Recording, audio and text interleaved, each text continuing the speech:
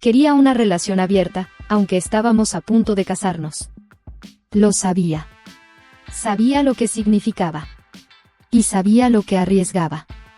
Pero igual lo quise intentar. No fue una decisión impulsiva ni una fantasía. Llevaba meses sintiéndome desconectada. No de él, no exactamente, sino de mí misma. En algún momento empecé a pensar en lo que significaría pasar el resto de mi vida con una sola persona, sin explorar otras partes de mí que había dejado sin tocar. Lo pensé en silencio al principio. Luego empecé terapia. Y fue en esas sesiones donde lo dije en voz alta por primera vez. La terapeuta, mi terapeuta, me hizo preguntas que no me había hecho nadie. Hablamos sobre sexualidad, sobre expectativas, sobre la diferencia entre lealtad y exclusividad. Me hizo notar que nunca había tenido una etapa de experimentar, que me lancé a esta relación a los 20 y pocos sin mirar atrás. Y que a veces, eso pasa factura. Fue ella quien sugirió que hablara con él antes de la boda. No con una conversación de pareja más, sino en una sesión conjunta, con una tercera persona que ayudara a mantener el diálogo honesto. Me pareció sensato. Quería decirle lo que sentía sin que él pensara que estaba tirando todo por la borda. Cuando le propuse ir a una sesión juntos, aceptó. No preguntó demasiado. No parecía preocupado. A veces me pregunto si él también sentía que algo no encajaba. El día de la sesión él llegó puntual, como siempre. Yo ya estaba adentro. Él tuvo que esperar. La terapeuta me dijo que era importante que estuviera preparada para lo que iba a decir, para lo que íbamos a decir.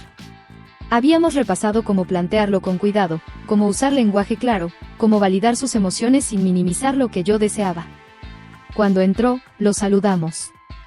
Se sentó frente a mí, algo tenso, pero tranquilo. Nos miramos. Le tomé la mano. La terapeuta empezó hablando sobre relaciones modernas, sobre cómo no hay un único modelo que funcione para todos.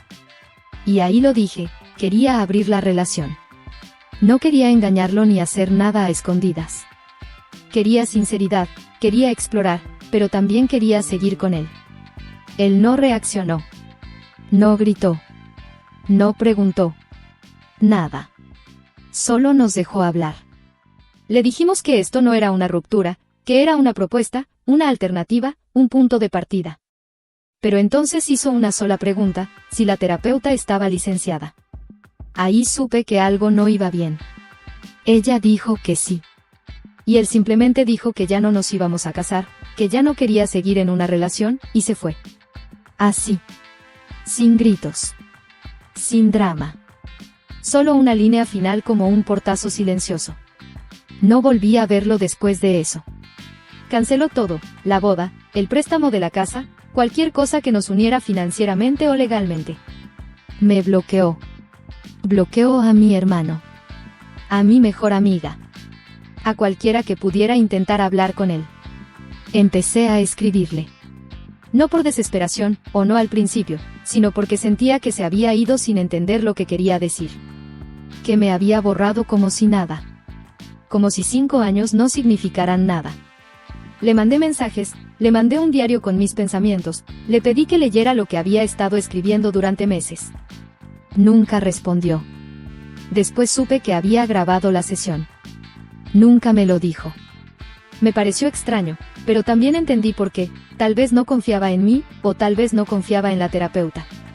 O tal vez ya había decidido irse y solo estaba esperando una excusa que le permitiera hacerlo sin quedar como el que abandonó. Y eso fue todo. Ahora sé que fui ingenua al pensar que esto podía hablarse con lógica, como si fuera una decisión racional. Tal vez debí decirlo antes. Tal vez debí enfrentar la posibilidad de que él no quisiera lo mismo. Pero en ese momento, creí que podía tenerlo todo, mi relación con él y una parte de mí que aún no había vivido. Me equivoqué. Él tenía muy claro lo que quería. Y lo que no iba a aceptar. Yo también estoy procesando lo que pasó. Ya no veo a esa terapeuta. Perdí mi trabajo poco después, colapsé por el estrés y estoy intentando rearmarme. No espero que vuelva. No espero que me entienda. Me enteré de la grabación por accidente. Una amiga en común me dijo que alguien en su oficina había escuchado un audio, sacado de una terapia de pareja, y que mi nombre aparecía. Me helé.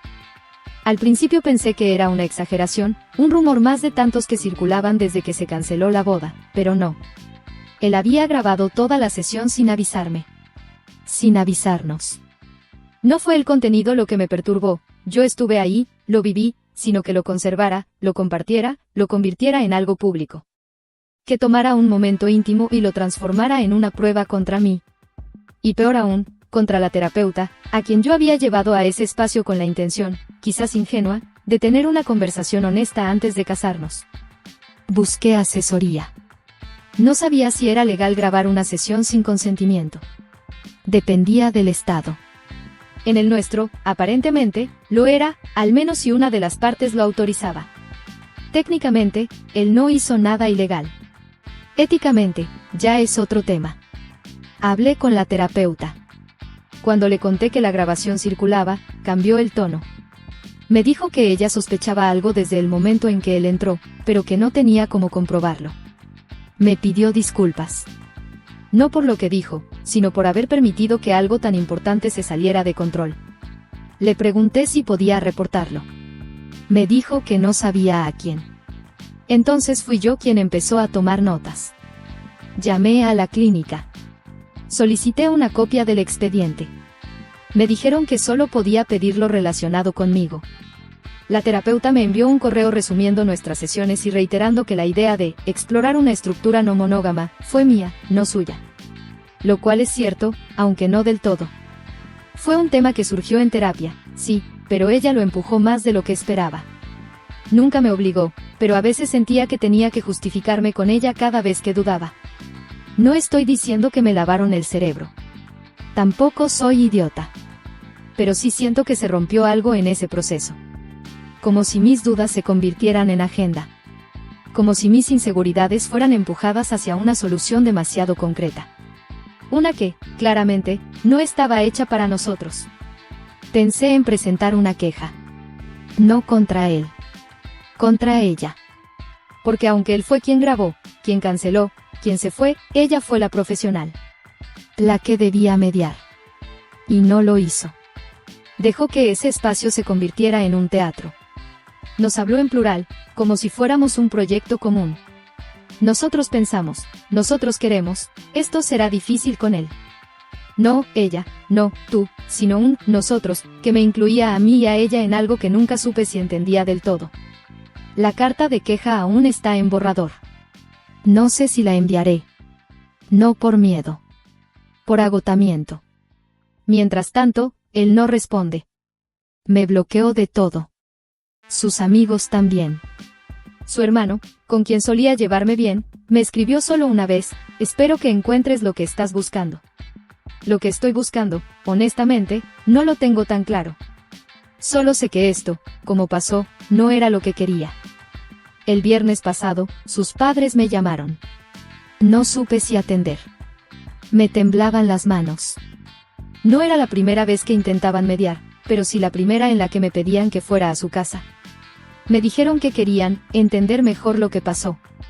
Que no me juzgarían. Que él también iba a estar ahí.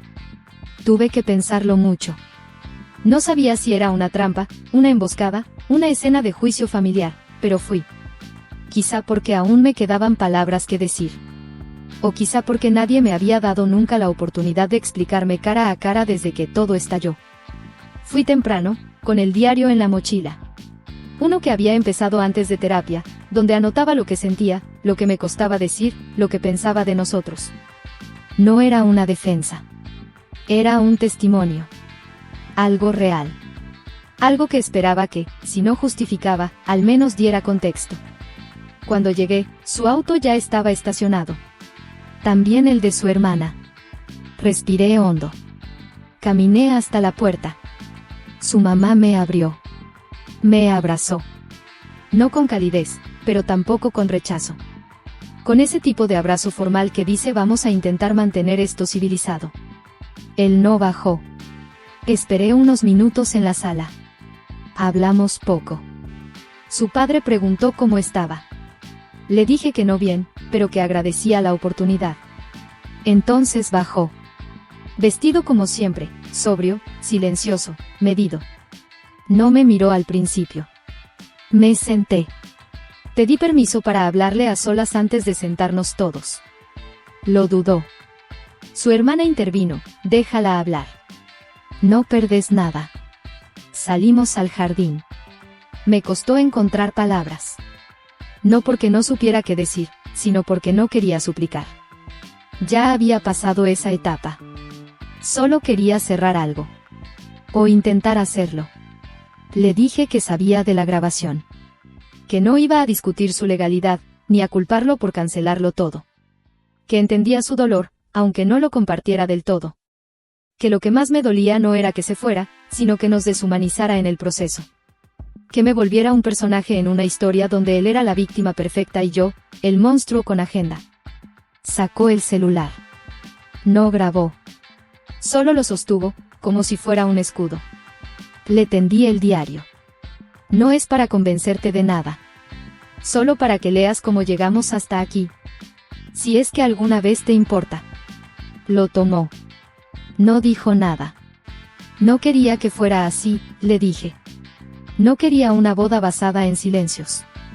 Solo pensé que podíamos tener una conversación real antes de hacer algo tan serio como casarnos.